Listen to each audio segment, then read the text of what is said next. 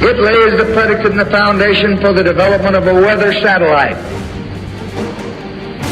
that will permit man to determine the world's cloud layer and ultimately to control the weather, and he who controls the weather will control the world. Physicists predict Earth will become a chaotic world with dire consequences. That headline was from livescience.com, and they continue with this. Humans are making the climate chaotic, a stark new study suggests. And it took a team of so-called scientists to come up with that conclusion. The newly published so-called science study then states, if the Earth system gets into the region of chaotic behavior, we will lose all hope of somehow fixing the problem, end quote. Too late. Scientists reveal what would happen if the ozone layer vanished. That new headline report is from sciencealert.com. Almost too late on this one. Dangerously close to too late. The report continues, if the ozone layer were to disappear, whether through human or some other means, this would have a catastrophic effect on our climate. What a gross understatement that is. We have not always had an ozone layer. Before the emergence of life, the ozone was essentially non-existent in our atmosphere. They then say this, the lack of ozone and the resulting cooling of the stratosphere would also destabilize that layer of the atmosphere, preventing the formation of clouds. Spoken about this on the broadcast in previous installments, the cloud tipping point. So no ozone layer, few if any clouds, and this so-called science article from sciencealert.com still refuses to state the irrefutable conclusion, no ozone layer, no more terrestrial life. Game over for humans and everything else.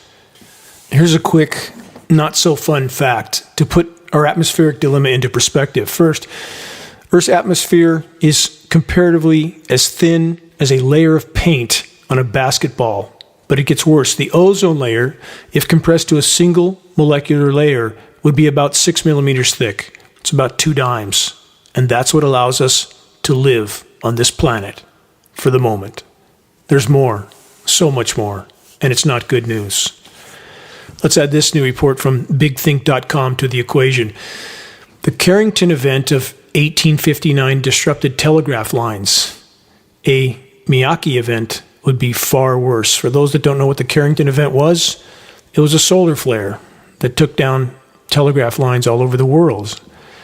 But compared to a Miyake event, we would have no chance at this point. A Miyake event is a powerful burst of cosmic rays. The origin and cause of these increases in cosmic ray activity is currently unknown. This report then states a Miyake event occurring in the near future, as interpreted by various scientists, would have significant impacts on global technological infrastructure such as satellites, telecommunications, and power grids. Again, wave after wave of pacifying lies. First, since climate engineering operations have so badly compromised our atmosphere and the ozone layer, even a Carrington-scale solar flare event equivalent would take down the whole of so-called civilization. A Miyake-scale event, stacked on top of all the damage already inflicted on the planet, would wipe out all life. And above it all, at least for the moment, the climate engineering onslaught rages. Single biggest causal factor for destroying the ozone layer, climate engineering operations. Search the ozone destruction section on the homepage of geoengineeringwatch.org to learn more. But these climate engineering operations are slightly propping up otherwise falling GDP reports, global domestic product, a global economy built and based on destroying the life support systems of the planet on which all of our lives completely depend. The question, could climate engineering operations be considered the actions of a sane species or sane societies or anything but? And I recognize there are exceptions to the insanity, and to you, I am most grateful. Moving on. Manufacturing is sputtering in the world's largest economies. That new headline is from CNN and other sources. Is it true? Only partially. Manufacturing isn't just sputtering, it's beginning to implode, and not just in the world's largest economies, but rather across the board. The CNN report continues, factories in the United States and across the Eurozone reported a decline in new orders for manufacturing goods in May. Just the beginning. S&P Global data showed that U.S. manufacturing sector fell into contraction territory in May. A similar survey released by the Institute for Supply Management showed the industry contracted for the 7th consecutive month in May. Recent data showed that exports from China fell 7.5% in May alone.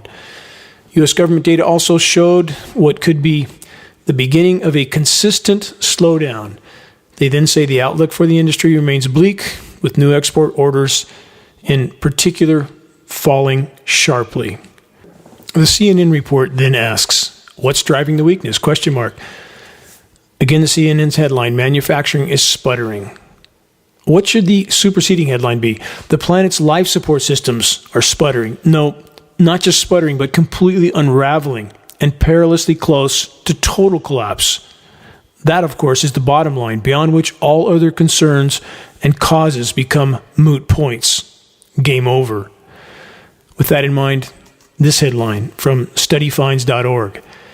If humans went extinct, what would the Earth look like 1 year later? Question mark. So much silence, they say. And then they continue. If humans just disappeared from the world and you could come back to Earth to see what had happened 1 year later, the first thing you'd notice wouldn't be with your eyes, it would be with your ears. The world would be quiet and you would realize how much noise people make. They continue, our buildings are noisy, our cars are noisy, our sky is noisy, all of that noise would just stop. They then say you'd notice the weather. After a year without people, the sky would be bluer, the air would be clearer, the wind and the rain would scrub clean the surface of the earth, all the smog and dust that humans make would be gone. Everything would just magically disappear in a year. Really? Who writes these reports? Certainly nobody that has any connection to reality. They then say you'd notice a lot more bugs. Also, not true. You can't just reverse this kind of damage. You can't just turn it off. We have untold eons of the unfolding of this web of life. And once it's been decimated, it doesn't just instantly recover when you get rid of the cause. This, what would happen 1 year after humans went extinct, reports continues with this. In your neighborhood, critters would return. First the little ones, mice, groundhogs, raccoons, skunks, foxes, and beavers. Bigger animals would come later, deer, coyotes, and the occasional bear. This is what we see on the futuristic apocalyptic movies. Somehow the environment has survived the demise of the human race, and that simply does not match reality. We have not only the existing decimation of the planet, not only the likelihood of nuclear exchange coming soon, but the indisputable fact that at least 440 nuclear power plants would go into full-blown meltdown. China syndrome. Fukushima times 440. That ionizing radiation would strip away what's left of the atmosphere, turning our planet into a lifeless ball of rock spinning in space. That's the course we're on. So with these kinds of articles and the futuristic movies that we see so often that show somehow the environment has survived the onslaught of the human race, again, such a conclusion isn't connected to reality. And the final summary from this report, humans suddenly vanishing from the world would reveal something about the way we treated the earth. It would also show us that the world we have today can't survive without us. Do we not know that? Do we not know that if we're not here, we're not going to have skies filled with geoengineering jet aircraft or freeways filled with smog-puking cars? Obviously, we should know that. And it continues, and that we can't survive if we don't care for it. To keep it working, they say, civilization, like anything else, requires constant upkeep. That's a gross understatement. Everything from industrialized, militarized civilization, everything it makes, with very few exceptions, begins to deteriorate from the moment it's manufactured. This constant chewing up of the natural world for so-called civilization, how long can that continue? The whole term sustainable growth is obviously an oxymoron. You can't continue to expand and consume what's left of the planet's life support system to sustain so-called civilization and expect to live long. How simple is that? So many layers of insanity, with climate engineering being at the top of the pyramid in so many ways. With all that in mind, let's add this new report from the UK Guardian. Vast fossil fuel farming and fishing subsidies causing, quote, environmental havoc. From that report, the World Bank says subsidies costing as much as $23 million a minute must be repurposed to fight the climate crisis. Newsflash, it's already being done their way. Question, how much does it cost to fly geoengineering jets all over the world, pumping out tens of millions of tons of highly toxic filth into our skies? There's your World Bank so-called climate solution, weather warfare. You're listening to the weekly installment of Global Alert News, the end of the world as we know it broadcast. Commercial-free, non-political, and covering the most dire and immediate threats we collectively face.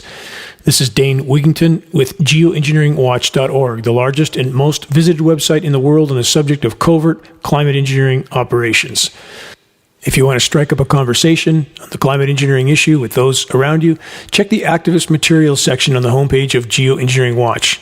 Shirts, hoodies, super effective printed materials that we pass on for less than our cost of producing and shipping, just to get them into circulation. Make your voice heard. Help us to push this issue to the full light of day. Moving on, get a reminder, my recent interview with Robert F. Kennedy. It's on the homepage of geoengineeringwatch.org addressing the climate engineering issue. Also did an interview this week with Italian TV. It's called Vision TV. They are definitely waking up to this issue there. Next headline, joint NASA and NOAA study. NOAA, for those that don't know, is the National Oceanic and Atmospheric Administration. They have a federal gag order on them, by the way. That should be a massive red flag on climate engineering, shouldn't it? National Weather Service, same. Illegal federal gag order, both agencies. But NASA and NOAA study finds Earth's energy imbalance has doubled. What's Earth's energy balance? That means the amount of energy entering Earth's atmosphere compared to the amount of energy leaving Earth's atmosphere. There was once a balance with this equation, no more. How much energy is now entering Earth's atmosphere as compared to the energy leaving it? It's the thermal energy equivalent of 7 Hiroshima bombs per second. The heat contained in 7 Hiroshima bombs per second is building up on planet Earth. Much of that has gone into the oceans. That's about to be released this year. This is a converging catastrophe scenario. Climate engineering trying to cover it up, trying to mask the severity of what's unfolding from populations until the last possible minute, and in doing so, in trying to hide it, they are further fueling the fire, in addition to completely, ubiquitously contaminating the entire planet, every breath we take. So this question, are NASA and NOAA telling the truth? No. Is our scenario really this bad? No. It's exponentially worse than this bad. Worse than anything NASA, NOAA, or any other official agency has ever admitted. And they're only partially admitting to what they can no longer hide at this point. But the equation we face is unimaginably exponential, not linear. From Reuters.com, EU told to slash greenhouse gas emissions 90 to 95% by 2040. First, in none of these equations is it considered how much greenhouse gas the geoengineering jet aircraft are spewing into our skies, along with the toxic particles they're dispersing. But next, on the current course, statistically, mathematically, the human emitted greenhouse gases will be cut by far more than 90 and 95%, and far sooner than 2040, because the human race won't be here if we remain in the current course. Again, not theory, hypothesis, or conjecture. That's a statistical certainty on the current course. I realize on that kind of note, many people will turn the station dial and walk away. We're trained from birth to run from bad news, not to face it, to run from it. But I would argue again, no matter how dire the news is, it is our responsibility to face it. It matters that we face it. Every single individual that our collective efforts help to awaken matters in ways that we cannot yet know or understand, but it matters. And the hallmark of a healthy mind, an unyielding willingness to face the truth, no matter how dire. Moving on to more weather warfare from the UK Guardian. Drought is on the verge of becoming the next pandemic. Again, climate engineering far more effective at cutting off precipitation even than augmenting it, though it can do both very effectively. From this Guardian report, freshwater shortages, once considered a local issue, are increasingly a global risk. In every annual risk report since 2012, the World Economic Forum has included water crises as one of the top 5 risks to the global economy. Half the global population, almost 4 billion people, live in areas with severe water scarcity for at least 1 month of the year, while 500 million people face severe water scarcity all year round. Climate engineering created drought. Search the engineering drought section on the homepage of geoengineeringwatch.org. Not theory, speculation, or hypothesis, hard science fact. This has been used in continents like Africa for decades, cutting off precipitation to countries and then forcing their governments behind the curtain to allow U.S. occupation. That's why you have AFRICOM with so many U.S. bases in Africa. It's about resources. And it's not just Africa. It's the Middle East as well. From phys.org.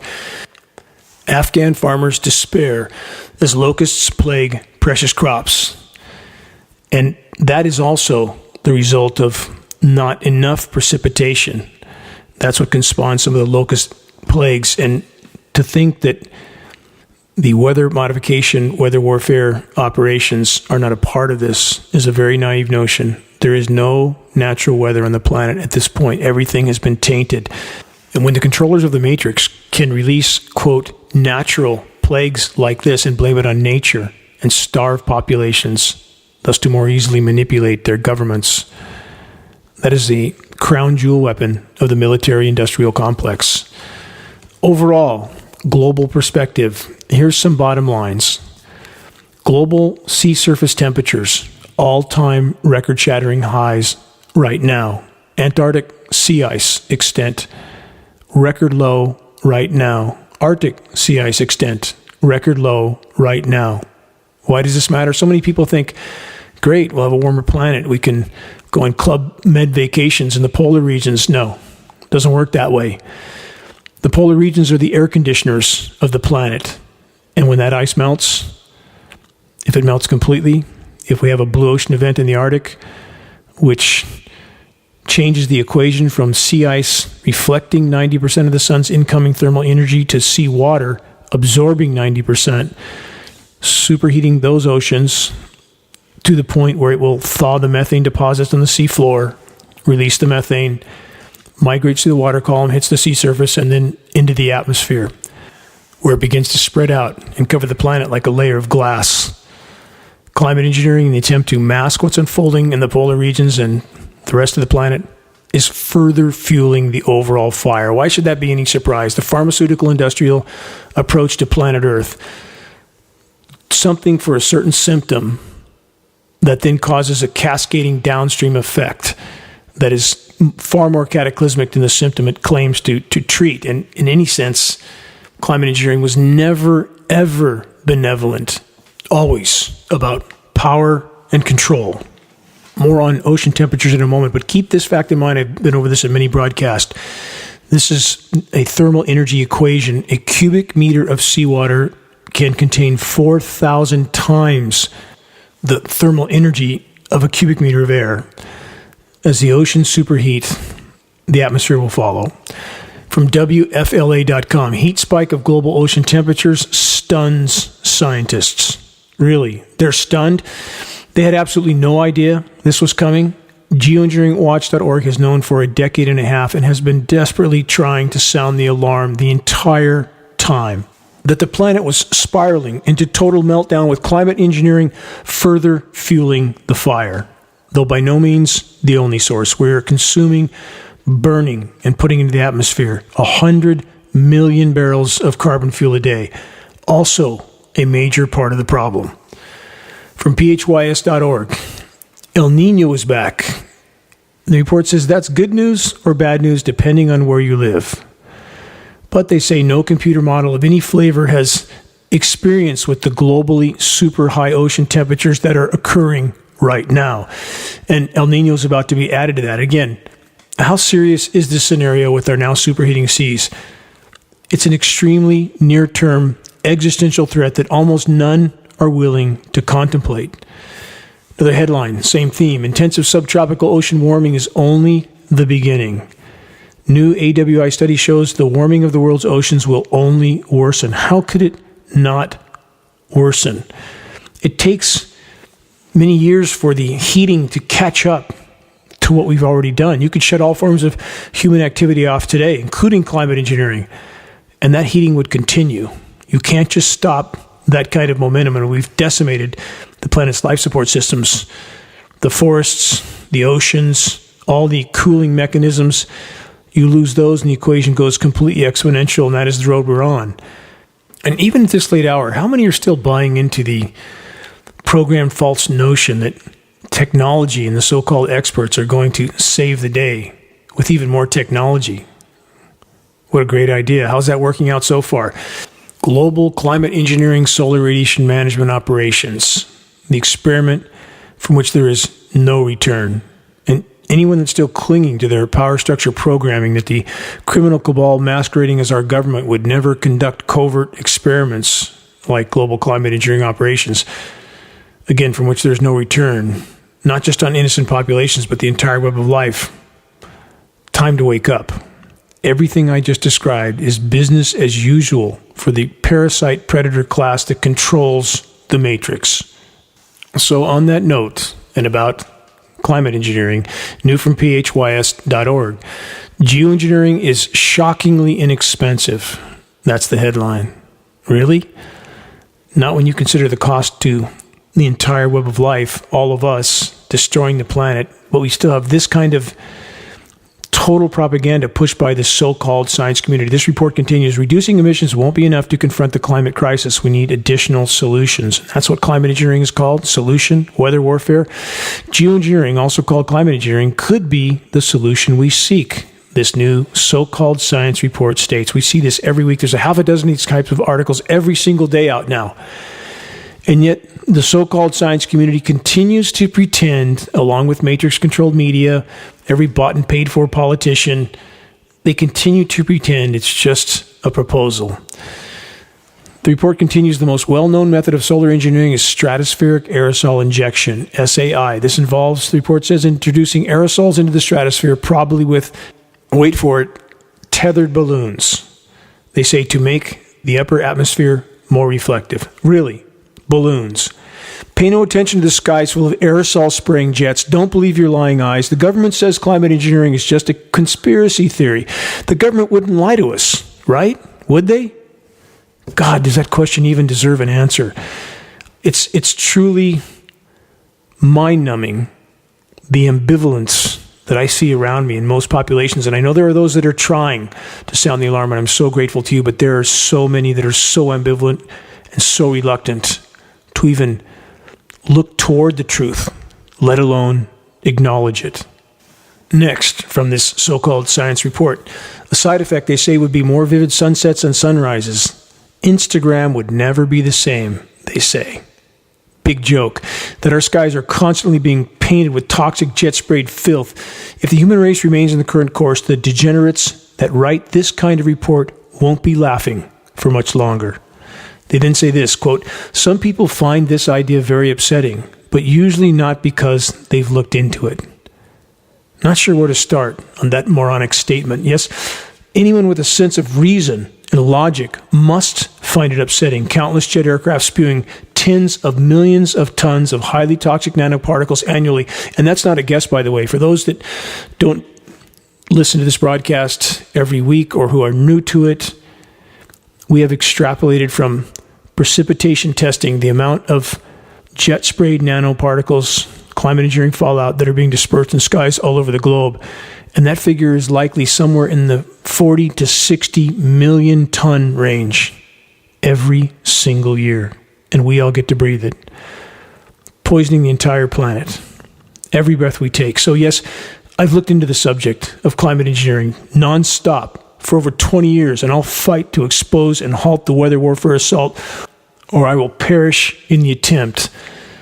Here's a few more falsehoods from this so-called science report. They say sulfate aerosols don't stick around long. After 1 to 3 years, they rain out of the atmosphere. No, not 1 to 3 years. We've worked directly with a polymer chemist and we have calculated with the testing we have done that many of these aerosols are falling out of the sky down to surface level in as little as 12 to 24 hours. And that's why there's so many jets spraying in our skies, because they can't reach altitudes that they have proposed in these programs, so they're spraying at far lower altitudes. And again, not benevolent, there are many agendas being carried out.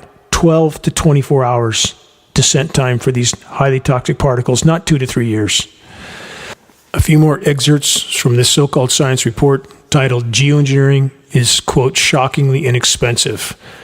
They say in the modern world, we rely on inexpensive mass agriculture and long supply chains to provide populations with food. Climate change, they say, threatens to disrupt all that and cause widespread suffering. It has the potential to create failed states where only the strong and the ruthless survive. You mean like right now in 37 countries around the world?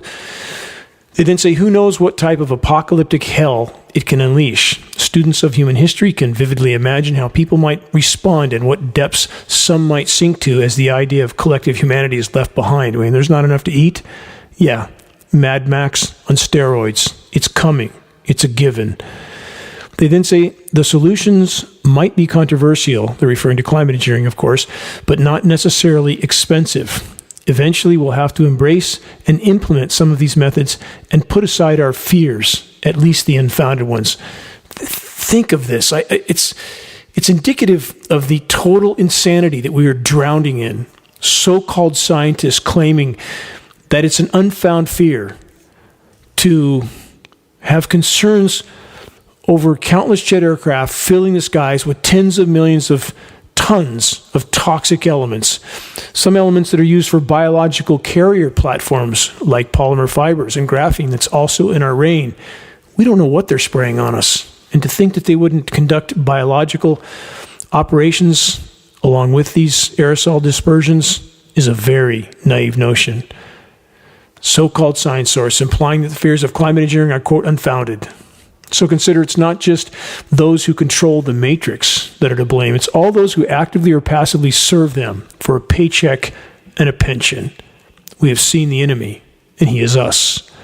And about those pushing for so-called renewable energy as a way to save ourselves from ourselves, not so much.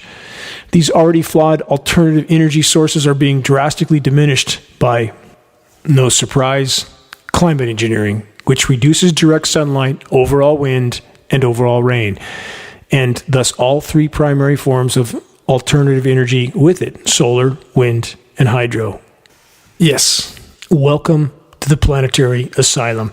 Same theme from pvmagazine.com. Research shows polycrystalline panels, they're referring to solar panels, for 11 different producers degrade more than warranty rate. A research group has conducted a series of tests to assess the performance of polycrystalline solar panels in PV systems, that's photovoltaic solar systems. They found that the vast majority of the panels may fail before 20 years in operation under outdoor conditions. Where else would they be? Indoors? And why are polycrystal solar panels failing so fast? It's not just poor manufacturing, it's extreme UV radiation frying the modules. There's polycrystal and monocrystal panels. Polycrystal are far more prevalent because they're cheaper to manufacture, but they're not lasting very long, and that lifespan is getting shorter all the time. But no one in the solar industry will admit this, that UV radiation is frying their panels, nor will the so-called climate science community, any elected official, or any so-called official source. So much for so-called renewable energy. And does that mean that I'm for carbon fuels? No. Doesn't mean that. It's profound to me how programmed so many in society are that you're either for the blue team or the red team. You're either for this or that. This dichotomous thinking needs to go away. The equation is complex. It's not a simple this or that equation. It's many things. For the record, again, the problem with our planet isn't just climate engineering. And to those who insist on pushing that narrative, please consider that by doing so, you immediately alienate a huge majority of individuals that we desperately need to help us bring climate engineering to light and to a halt. Every form of human activity that damages the planet or that negatively impacts the energy balance of the planet is a part of the problem. Again, the equation is complex. Moving on, further weather warfare decimation of the poor and already starving. Here's a headline from this week, multiple sources. Pakistan and India brace for a direct strike from cyclone Biparjoy. Cyclone Biparjoy, the report says, which has been roaming the waters of the Arabian Sea. How often do we see this? This is very unusual, becoming normal now. But the climate engineers, through manipulation of atmospheric pressure zones, can spawn cyclonic rotations almost wherever they want. The report continues, roaming the waters of the Arabian Sea for more than a week will unleash forceful winds, pounding seas, flooding downpours across the region over the next several days. It's made landfall already. We haven't had time to assess the damage yet, but keep this in mind. The U.S. military has been engaged in cyclone manipulation since 1947. Project Cirrus, 76 years. If you think that they have been doing this for the good of the masses, think again. And there's also the ability of the climate engineers to inflict devastating drought. Just ask all the Middle Eastern countries that were targeted with once-in-a-thousand-year droughts immediately after 9/11. Just a coincidence? Not so much. From globalnews.ca, extremely dry spring leaves southern Albertan farmers on the road to zero production. That's what the report says. From the report, quote, they are dying, essentially referring to the crops. It's something that we've never experienced before, and every single day, it's just nosediving. Doesn't sound good.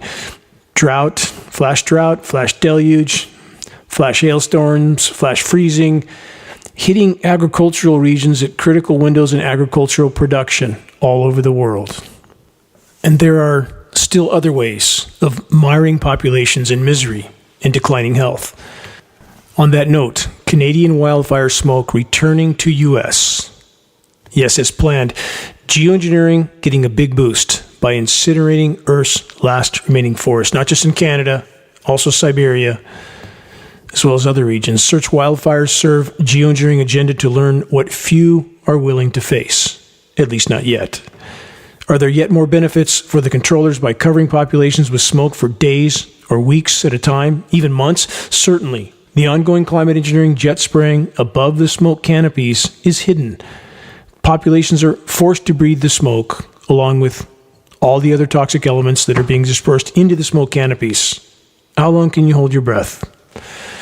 Moving on, there's more from ndtv.com. Canada wildfires intensify, could last all summer. This is an ongoing report, mentioned this in a previous broadcast, but it's being pumped out from many sources to condition populations into accepting a summer of Canadian forest burning to the ground as being something that was predicted, so therefore it must be somehow natural. The report states nearly 17,800 square miles. Think about that. That's how much has burned since the beginning of the year. It's about 16 times the average. 16 times. Think anything's wrong? I wonder. Another headline this week, same theme. Canada boreal, referring to boreal forests, to burn through summer. This is the narrative. This is what's being pumped out. This is what's scheduled. Let's step back for a minute to Project Popeye.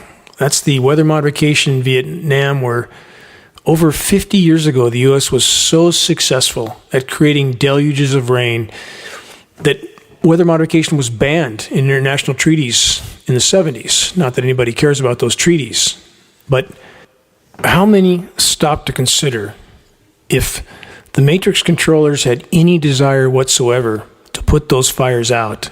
They absolutely have the ability to do so. They would have never happened in the first place if they weren't hampering the hydrological cycle and creating the conditions that allow those fires to burn with such ferocity in the first place. Again, search wildfires as a military weapon. 140-page U.S. military report on exactly the kind of scenarios we see playing out in Canada and Siberia right now. The saturation of the atmosphere with electrically conductive elements, which climate engineering elements are, fulfills many agendas for the controllers of the matrix, ionizing the atmosphere for EMP offense and defense, over-the-horizon communications, enhanced other forms of wireless communications. The list is long and certainly includes the following: that, again, by ensuring every breath populations take is toxic, filled with elements that, at absolute minimum, insidiously degrade our health and cognitive abilities. They're slowly but surely rendering populations unable to even fully comprehend what's being done to them, let alone stand up to it. From AccuWeather, multi-day severe threat to take shape across the southern U.S. AccuWeather forecasters say that portions of the central United States will have to contend with multiple rounds of dangerous storms in the coming days as opposing air masses collide. How many times have I talked about that on this broadcast, pumping warm air up from the record warm Gulf of Mexico and colliding it with air being pushed in from the west generally? That's heavily chemically ice nucleated. You collide these air masses, and what do you end up with? Lots of massive hail, surface winds, cyclonic rotations. The article continues, the atmosphere will be primed with sufficient energy to support vigorous storms. That's from AccuWeather meteorologist LaTroy Thornton. Perhaps this meteorologist and all the rest of the so-called meteorologists at AccuWeather need to see a link to the dimming. They continue. Nearly 300 reports of damaging winds and severe hail were received by the Storm Prediction Center in Texas. Extremely large hail fell in poorly positioned locations. What does that mean, poorly positioned? They were in the target zone? Is that what it means? As thunderstorms rapidly developed during the afternoon and evening, hail as large as baseballs fell in parts of Texas. How often does this have to happen now? It's becoming the normal. Baseball-size hail, softball-size hail, doing untold damage to not just things like cars, but to animals, to wildlife. Extreme hailstorms and massive hailstones, now the norm. Again, welcome to climate engineering and chemical ice nucleation cloud seeding. Search the engineering winter section on the homepage of geoengineeringwatch.org to learn much, much more. But don't worry, the forest-killing drought is over in the West, right? Or so they would like us to believe. Here's a headline from this week. California's Lake Oroville is back at 100% capacity after being hit hard by a years-long drought. Or the dying conifer forests of the western U.S. magically bouncing back to life from all the toxic precipitation that the weather makers decided to dump on the West this year? Not so much. Western forests are ridiculed with dead and dying trees. The die-off continues to accelerate.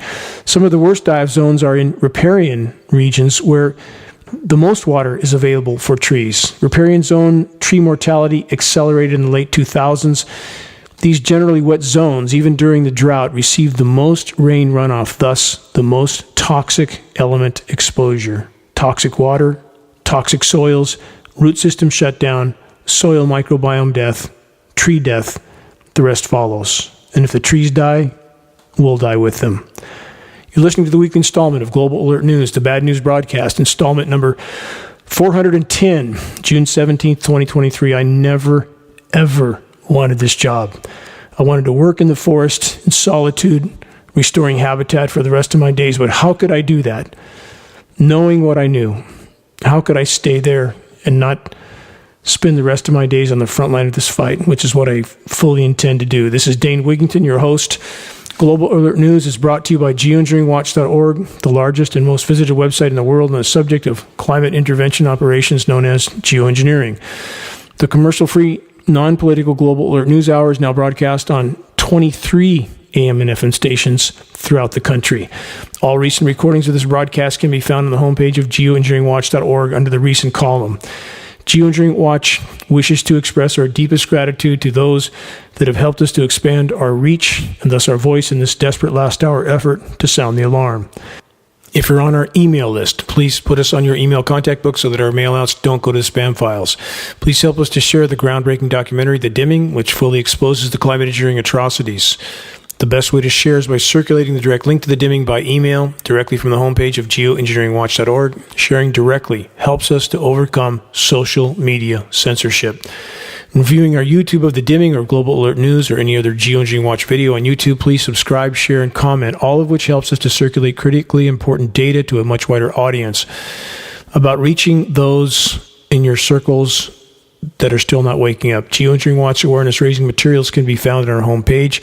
Our only goal, to provide activists what they need to move this fight forward. Very high quality printed materials, shocking images, a picture's worth 1,000 words. We also have Geoengineering Watch hoodies and shirts, scannable business cards, bumper stickers, all effective tools to help strike up a conversation on the climate engineering issue. Waking the masses to the climate engineering onslaught is the great imperative. If we can expose it, we can stop it. If you're willing to share a picture of yourself with a Geoengineering Watch t-shirt, perhaps at a gym, farmer's market, or busy street downtown, please send us your photo so that we can post it as part of our activist compilation, which is now part of our materials page. The images encourage others to make their voices heard in this all-important battle to sound the alarm. Moving on, more on the theme of bad air everywhere. In addition to the bad water, been over that in previous broadcasts, there's not an uncontaminated drop of rain on the entire planet. Not just any contamination, PFAS, forever chemicals, every drop of rain. It's in the rain, it's in the air. But there's much more than that. From the LA Times, an ongoing story. In much of the world, taking a breath is unhealthy. All of the world, to a different degree. Report says residents in some of the most polluted cities face a variety of risks from dirty air. Thick, smoky air from the Canadian wildfires made for days of misery in New York. We breathed it in Northern California for about 2 months. Solid. They say the bad air goes across the U.S. and Northeast this week, but for much of the rest of the world, breathing dangerously polluted air is an inescapable fact of everyday life and death. Almost the entire world breathes air that exceeds the World Health Organization's air quality limits, at least occasionally. It's much more than occasionally, because keep in mind, and over this many times, they are generally looking for PM10, 10 microns, sometimes PM2.5. The entire avalanche of climate engineering nanoparticles goes undetected. Not an accident. By design. The Times report continues. The danger grows worse when that bad air is more persistent than the nightmarish shroud that hit the U.S., usually in developing or newly industrialized nations. Air pollution has no boundaries. Consider this final excerpt from the Times report that confirms some of what I just stated. Fine particulate matter, sometimes denoted as PM2.5, that's 2.5 microns, refers to airborne particles or droplets of 2.5 microns or less. That's far smaller, they say, than a human hair, and the particles can reach deep into the lungs to cause eye, nose, throat, and lung irritation, and even affect heart function. Now let's put this into context. You can fit 100,000 nanoparticles across the width of a human hair, which makes them exponentially more dangerous. And we're talking about much more dangerous elements like aluminum, barium, strontium, manganese, polymer fibers, surfactants, graphene. Let's add this now, an excerpt from a science study, Toxicity and Bioaccumulation of Nanostructured Particles and Materials. Nanostructured materials can be easily accessible to the cellular level of tissue or an organ in comparison to macroscale particles. Given their small size, that makes them prone to passive entrance. This excerpt continues. Investigation in top predators, including humans, demonstrated that inhaled nanoscale particles are less by macrophages than large-sized particles and are able to translocate to other organs through circulatory or lymphatic drainage, which may increase cytokine production and imbalance in redox potential towards oxidation, leading to inflammation or cell death. Nano-sized particles and materials were also demonstrated to be taken up by mitochondria and nucleus of the cell, causing DNA mutation. None of that sounds good, does it? Every breath we take. And it's not just us, is it? It's the innocent animals that inhabit this planet. All of them sucking this material in. There's peer-reviewed study to prove that whales, for example, are packed full of aluminum. They're breathing it. Every organism has these elements building up in them. The flora and the fauna alike.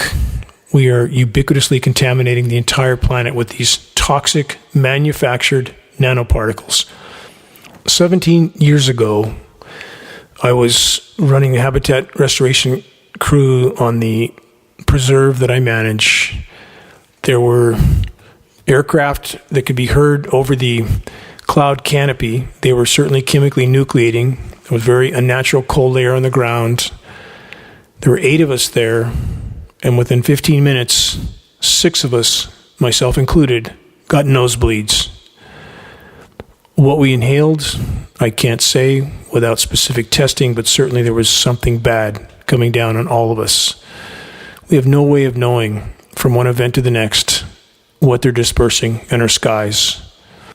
And yet, how many go about their lives as if nothing's wrong, gulping down the official narrative that it's just condensation we see in our skies spreading out and covering the entire horizon on many days? Again, this reminder for those that are new to this broadcast: high bypass turbofan jet engine.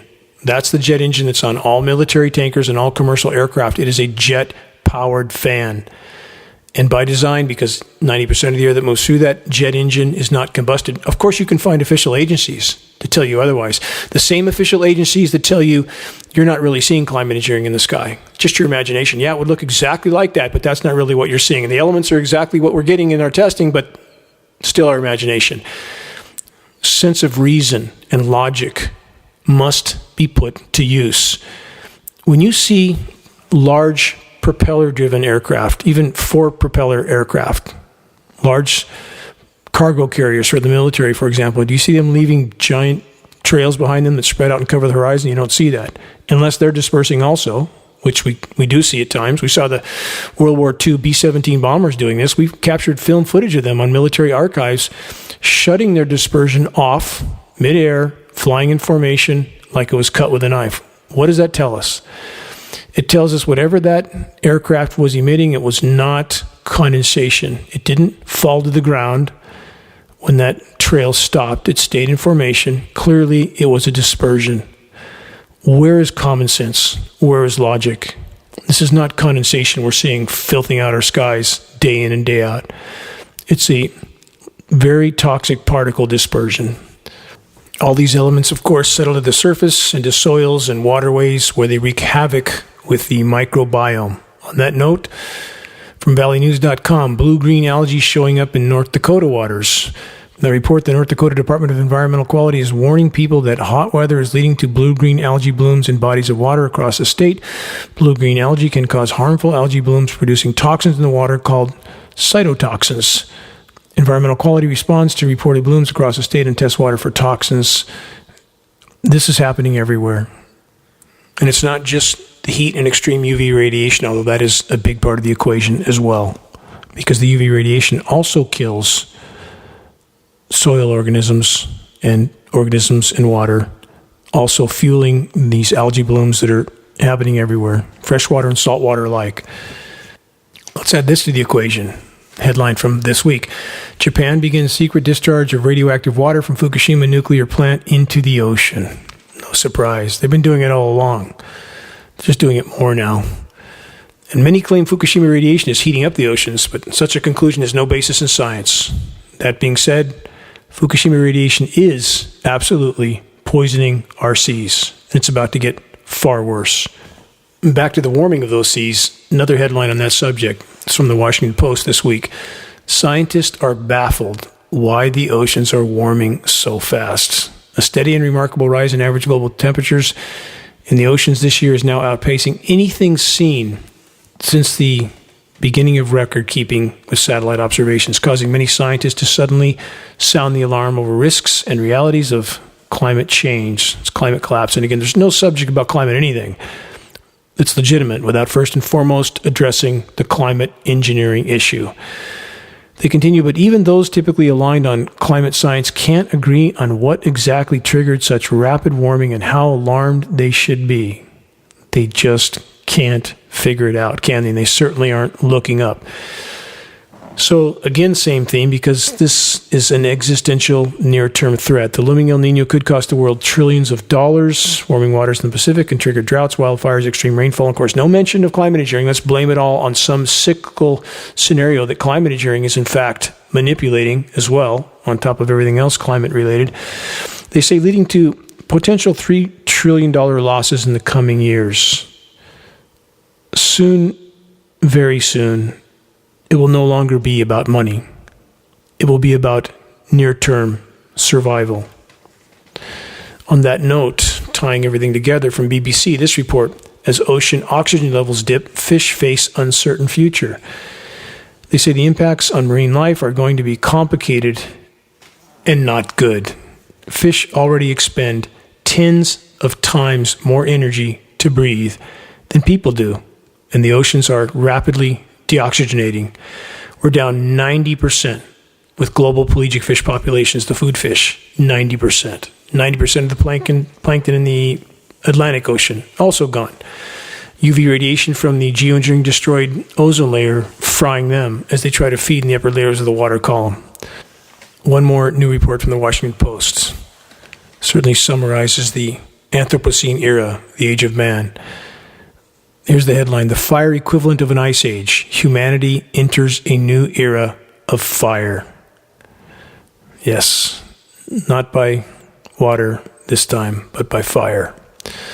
From the UK Guardian, fears of hottest year on record as global temperatures spike. Early data shows June temperatures hitting record highs ahead of El Nino that experts say will have significant heating effect on top of that already. And I know for so many people, because they live in the heavily climate engineered U.S. with the military that's as big as the next 10 biggest militaries combined, that's keeping their population on and off cool down. For so many people, if it's cool outside their door, at least temporarily, they can't imagine, accept, or believe that that's not indicative of the entire world. I hope that changes. The whole lower 48 states of the U.S. is 1.5% of the Earth's surface area. That's hardly a snapshot of the world. We need to look at the wider horizon. To summarize all of this from thecut.com, fresh signs of a pending apocalypse. Here's an excerpt. Spring usually leads into summer, but this year it seems to be setting us up for a season of pure apocalypse. Consider the numerous signs. 10 million acres and counting, it's higher than that now, have burned in Canada, putting the country on track for its worst wildfire season ever. They're already there. The ensuing smog-turned swaths of sky over the East Coast, an ominous shade of Blade Runner orange last week, and experts warned that the putrid sargassum piling up in Florida's beaches might be harboring, already covered this in previous broadcasts, flesh-eating bacteria, in addition to creating heinous stenches. Meanwhile, in Texas, state officials are scrambling to remove the tens of thousands of dead fish that washed up along the Gulf Coast over the weekend. Covered that last week as well. Doomsday, anyone? The article asks. Again, in all of this, it's so important to understand and acknowledge it's not just climate engineering that's destroying the climate and our planet. So many choose to call those that are justifiably concerned about the state of the climate and the planet a cult. Question: what should we call all those that blindly follow the baseless narrative that there isn't anything wrong with the climate or the planet, in spite of the tidal wave of evidence to the contrary? Is that group not a cult as well? How many in militarized, industrialized populations are behaving like cattle, glued to their electronic devices, caught up in completely scripted political everything, pretending that the paradigm we've formerly known will somehow continue indefinitely into the future, in spite of the fact that the entire foundation of our former paradigm is crumbling by the day? The party's over. It's not coming back. How many are willing to actually contemplate that bitter pill? How many have still not accepted that life is, at best, a seasonal occupation? So what's the point? What's my point? This, that we're here for a reason. No matter how dark the horizon, it's our individual task, each of us, all of us, to do what we can to make a difference for the better, given our individual circumstances. We're not the authors of the unfolding drama called life, but indeed, we are actors in this grand spectacle. To play our individual part with virtue, morality, and honor isn't just an option. It's our absolute obligation. Our responsibility to our posterity, to the planet, to the web of life, and most of all, to our Maker. As I've made mention of in the past, through the most difficult and challenging times during the course of my life, I've always kept a specific vision before me in the depths of my mind. A stunningly beautiful and immovable mountain in the distant horizon, rising to the heavens from the midst of the deepest, darkest, and most foreboding forest that stretched out before me. A forest that I knew I somehow had to find a way to trek through, to navigate, in order to reach that mountain. And keeping the vision of the mountain in my mind's eye, I knew that so long as I kept marching without yielding, so long as I kept my compass heading, no matter what challenges I faced, that I would reach that mountain and ascend its slopes, rising up out of the darkness and into the sky. My march continues to this day, and I'm not alone. I don't have the words to fully express the depth of gratitude I feel toward every single activist and individual that, in spite of their individual challenges and circumstances, have summoned the courage to face the gathering storm head on. It is our combined efforts that can yet make a difference, even at this late hour. Reaching a critical mass of awareness is the only way forward in this fight. Sharing credible data from a credible source is key. Search the activist suggestions link on the homepage of geoengineeringwatch.org for specific instructions on how you can make your voice heard. It is imperative that we make every day count. The hour is late. Time is not on our side. Until next week, let's soldier on, no matter what comes. This is Dane Wigington from geoengineeringwatch.org.